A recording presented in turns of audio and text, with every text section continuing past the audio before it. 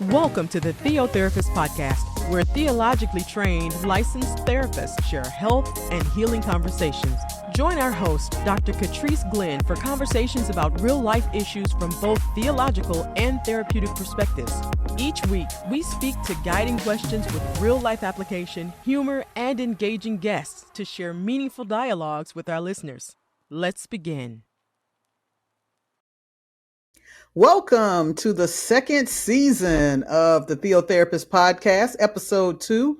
I'm your host, Dr. Trice. I'm so glad that you are joining me. Today, one of my favorite guests is joining me, and that is the Reverend Dr. Wynnetta Wimberly. So everyone, you are in for a treat. Dr. Wimberly is one of my favorite people. We did our doctorate work together at Emory University, and so I am so thankful that she took time out today to come and join us. So let's kick off, and let me tell you a little bit more about Dr. Wimberly. Well, first of all, she is the founder and director of Holder Consulting, where she specializes in care and counseling and consulting with clergy. She's a womanist pastoral theologian. She's clinically trained in psychodynamic psychotherapy, marriage and family theory, and spiritually based counseling. But that's not it. That's not all. She's also the assistant teaching professor of practical theology and pastoral theology, care and counseling at Wake Forest School of Divinity in Winston-Salem.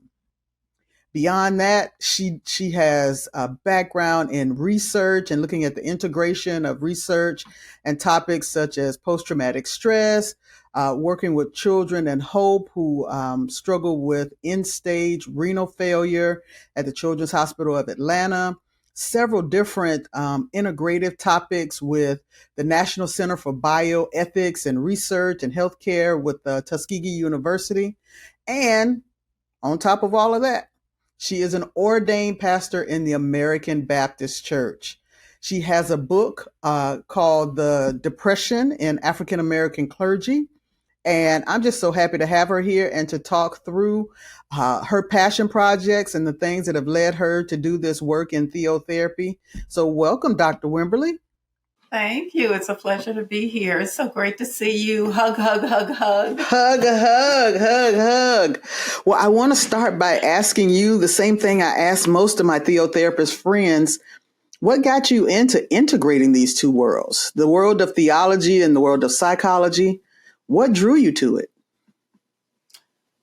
I can remember being in seminary and first semester,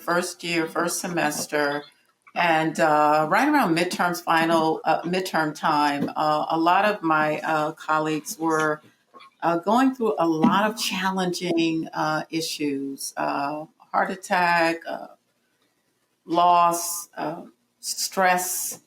And I can remember going over to the university's infirmary because I think I had an allergic reaction to something and my feet were swinging off the gurney. And she came in, the nurse practitioner came in and said, "What's going on at that seminary anyway? We see more of your students than we see of Princeton University students." And I thought it made me take pause to think, well, yeah, I guess we do have a lot going on. Competition, the competitive nature of being in a prestigious program, our personal lives, our ministerial lives, everything colliding. And it was at that point, I believe I was serving on as the chaplain for the Association of Black Seminarians, and really began to take a closer look at what was going on among seminarians in terms of mental health care. So I would say that was kind of like the catalyst for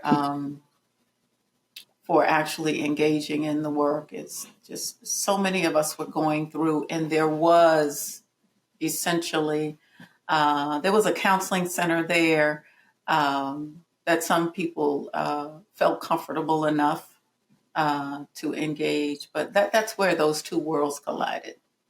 Definitely. You know, we both haven't gone through seminary and recognizing that there is a deconstruction process that happens in seminary by itself that sometimes can trigger, certain internal struggles And if you were already Right. struggling with some mental health concerns, that can, present for you a new challenge that you hadn't faced before. And so it's Right. really important that someone was paying attention enough to be motivated to do something about that. Mm-hmm. Mm-hmm. And that was just a seminary experience. Of course, as a minister, at the time, a minister in a church, having served, I believe, 17 years, even along that trajectory, hearing and having conversations with colleagues in ministry and the challenges, life challenges, right? Marital challenges, children challenges that come up, and finding that there's really no safe space for clergy to go and to feel cared for. Right. The expectation is that we always have to give, right? That's the Christian services Mm-hmm. unto the Lord, without caring for ourselves or practicing efficient self-care.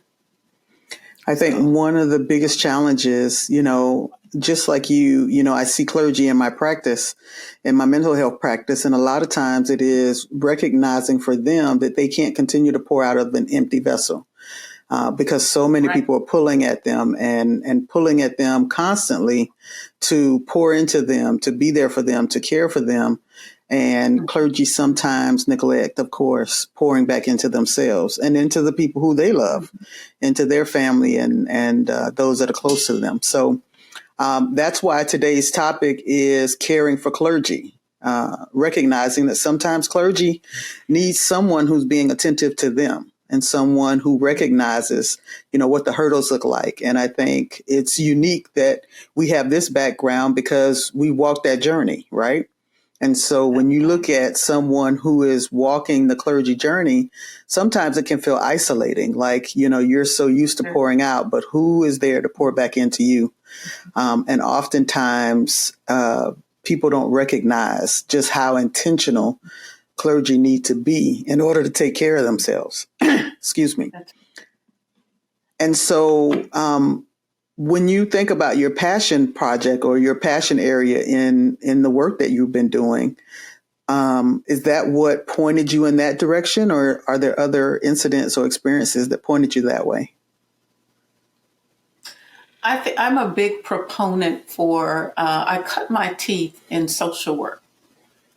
And social work is a field that can be very demanding because you're always giving out. Right. So the helping profession is kind of where I found myself. But what I learned in social work is the need for balance, right? The need to de-stress or disrobe from the concerns of the world. Just as I stepped in my front door every day. And so I took that practice right into ministry, because ministry can be so demanding. And you can be so caught up in the giving that you do look up and recognize that you're drawing from an empty vessel. The oil is gone, right? And the grace to care for others is just gone. So for me, I like to practice good self-care. I have tremendous boundaries. I'm proud of my boundaries. And yeah, but the people that love me and care for me and care about my well-being, that is something that you have to create for yourself, a safe place to fall down, a safe place to be, a safe place to rest. And it takes strong relationships and friendships, people that know the demanding work that you do and respect that and don't dump on you, or just there to be whatever you need them to be, a listening ear, a comforting friend, a tennis partner, whatever. It takes ensuring that you have those safeguards in your life, good, healthy friendships, good, healthy relationships, and people who honor the work that you do to the degree that they also guard your self-care. They understand that you need time to debrief from the work that you do. You need rest. You might need a movie. You might need to sleep. Hey, look, I'll call you back in 3 hours. Let's get together on Saturday. Just basic, right? Healthy relationship patterns. But being boundaried, practicing good self-care, allowing yourself the grace to be who you are, not making apologies for who you are and the work that you do and the call that comes along with that work, right? It might be too much for some, because sometimes people can be very demanding in their expectations of you.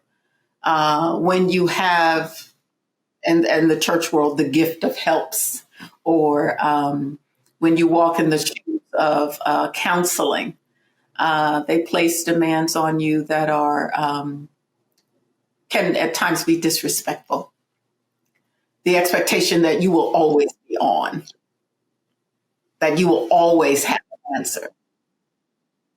Yes, yes, yes, yes. So I have a very good no muscle. Well, I think for me, I think that we ought to, in terms of clergy care, giving clergy the space, allowing them the space to be who they are.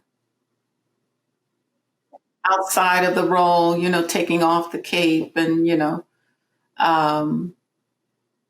I don't think that we give clergy room to be who they are.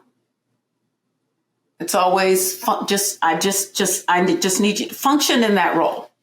Do that. So for each one of our episodes, we have a guiding question, and that somewhat helps to orient us toward the work that we're doing. For this particular podcast, the guiding question is, what factors should we consider with clergy care and clergy depression? And this basically just kind of sets the tone for, are there things in particular that we need to think about when we're thinking about taking care of clergy, or factors that might lead to clergy depression? Mm-hmm, mm-hmm.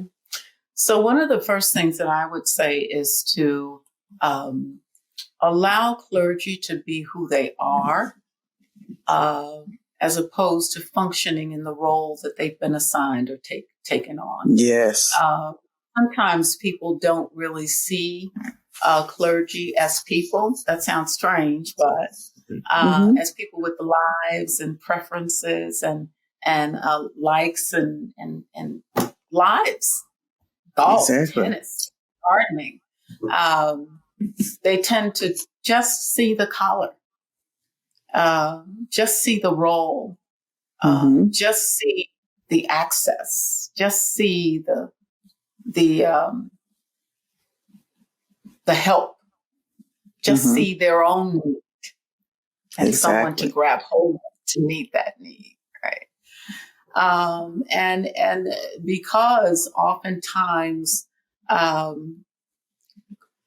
I read an article a few years ago that said that clergy and dentists were the most unappreciated positions outside of teachers. Clergy and dentists, the most thankless positions. People don't remember to say thank you, don't tend to value, only in the moment of the need. And then beyond that, no. Which can be beyond that, like, all right, Rev, I'll see you next year sometime, when I have another issue pop up. It doesn't serve, it's not Christian. It doesn't serve the idea of community, to approach clergy in that way. It doesn't allow for consideration of the fullness of life. Exactly. The fullness of life outside of a pastoral role, clergy function. So I would say to respect the office, but honor the person, the personhood of the person. Absolutely. The personhood of the person. Yeah. One of the things that I encounter often when I try to explain to people, to respect the personhood of clergy is to remind them that, look, they have the same issues you have. They have siblings, who have drama. They have families of origin that, sometimes have situations and issues. They have grief in their life. They may have financial instability at times because of the nature of the work that they do. They are people. They are people who give as a way of living and a way of being, but that doesn't, preclude them or protect them from what ails humanity. They're still going to face the struggles you have, but not only are they caring for themselves, someone is asking them to care for them as well. And I think it's how we position how clergy are taken care of. That's so important for us as a family of faith. Because if we're so interested in taking care of our brother and sister, are you also taking care of the leader? Right. Are you also doing something that's intentional? I know we're just on the other side of Clergy Appreciation Month, the month of October, when, that's when clergy get a lot of nice cards and they get a lot of, thank yous. But what happens in the other 11 months of the year? What happens, when it's not a special month that says, oh, yeah, thank you for what you do. Mm-hmm. Thank you for what you've sown into my life. Now, I know in this current climate that there have been some clergy abuses. There have been, stories about how clergy have been unethical. Mm-hmm. in some regards, and some people hold that up as their reason for mistreating or not acknowledging, respecting, honoring other clergy for the work that they do. But outside, if a clergy person has sown into your life, has ministered, has stood with you and journeyed with you through the ebbs and flows and the highs and lows of your life, say thank you. Mm-hmm. Show your gratitude, show your care, show your concern. Clergy are people too. There's this idea that, well, you work for God, God will take care of you. Well, God set us in community. God set us down in community.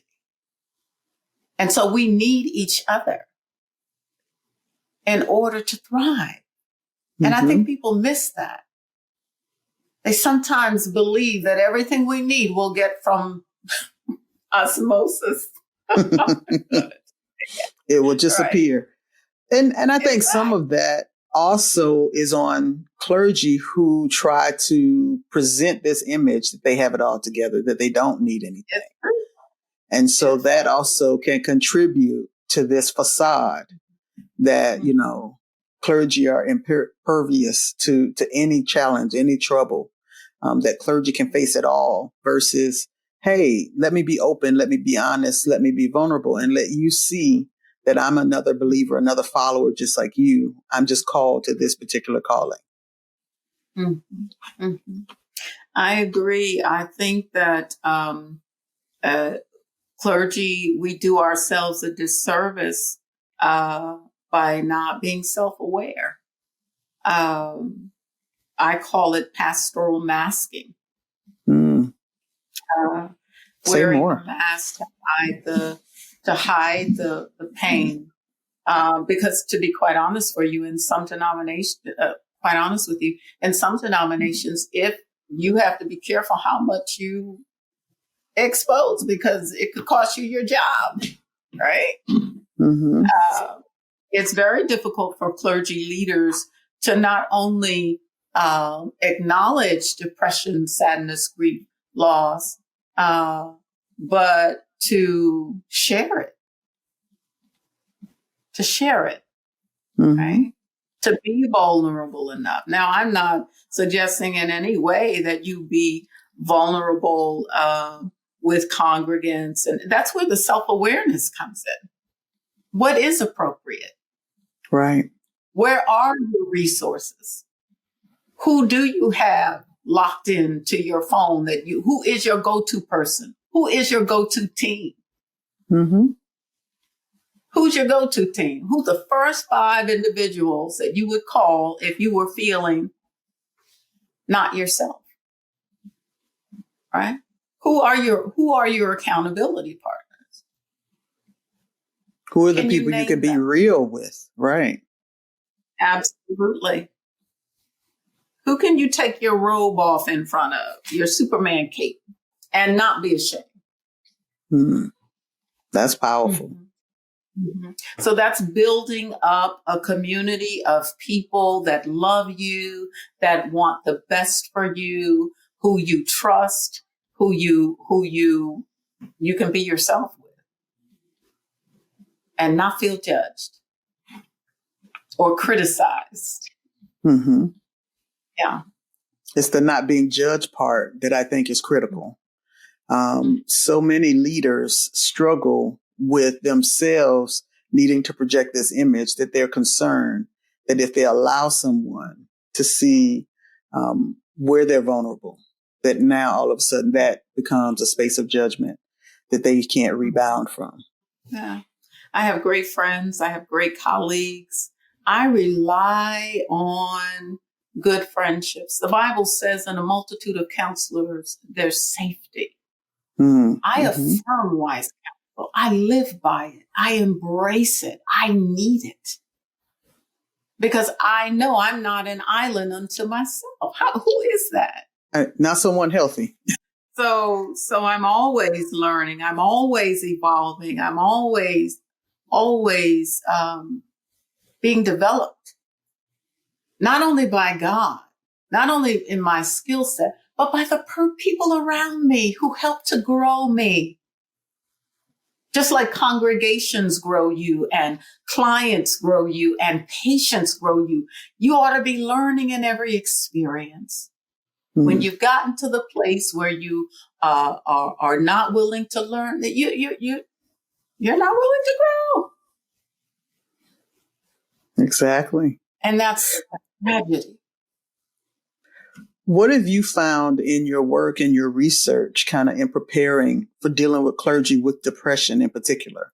Because that sometimes is that silent isolation that clergy go through when they're struggling with depression and they really, unfortunately, turn inward versus seek out help. What have you found in your work? Well, I'll go back to the fact that you should have accountability people. Who know when you don't sound like yourself. You don't look like yourself. You get disheveled today. Is everything okay? You never show up with a shirt not ironed. What's going on? Something's not right here, right? But what I found is clergy simply want a safe place. Yes, I think that the greatest gift we could give to clergy is to create safe spaces for them to be who they are outside of the pastoral role. So many times we expect pastors to always be in performance mode, right? Without allowing them room enough to be who they are. And some of that is the pastor's responsibility as well, the clergy's responsibility of being self-aware. Like I mentioned before, knowing what your limitations are, knowing that yes, it's a calling, but it is also a role that you function in. It is not who you are.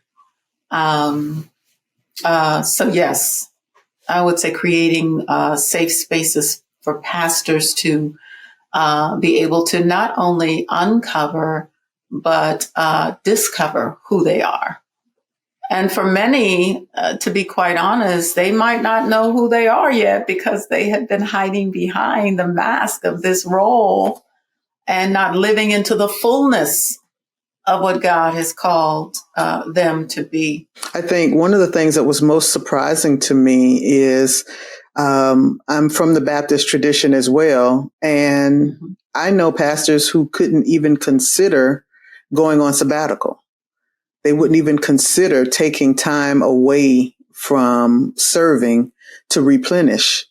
And that to me is sad in some ways, but it also just means there needs to be more education, not only for Right. clergy, but also for the faith community that supports the clergy.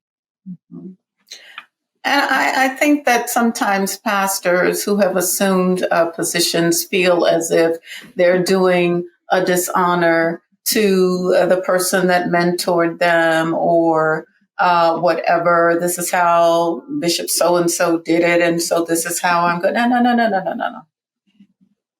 Post-acute COVID, it's called innovation. Mm-hmm. Innovation doesn't mean that you're throwing away tradition. It means that you're recreating. Jesus was Right. always evolving. Mm-hmm.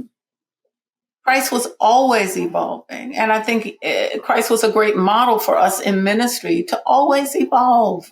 Don't get stuck in the way so-and-so did it. What is working for your context, for the people that you are pastoring? What is working for you? God didn't just call you. God also considered what your heart's desires are, what your passions, who you are as a person. God requires we bring all of ourselves, not just the call. Right. But all of ourselves. It's called wholeness.